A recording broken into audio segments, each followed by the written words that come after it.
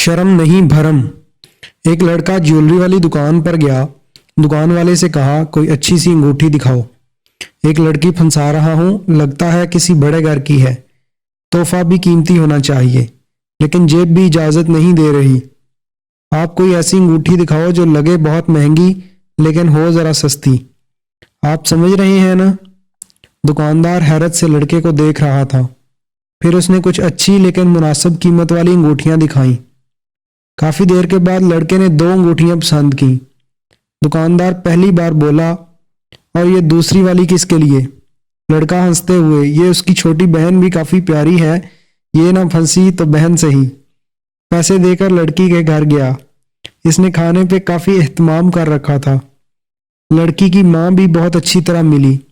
अभी बातें हो रही थीं कि बेल बजी। छोटी बहन दरवाजा खोलने गई। वापस आकर बताया, पापा भी आ गए। आने वाले को देखकर लड़का जल्दी से अपनी प्लेट पर झुक गया।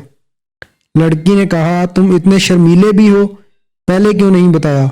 लड़के ने खाना छोड़कर बाहर की तरफ दौड़ लगा दी और बोला, तो तूने कब बताया था कि तेरे बाप की ज्वेलरी की शॉप है?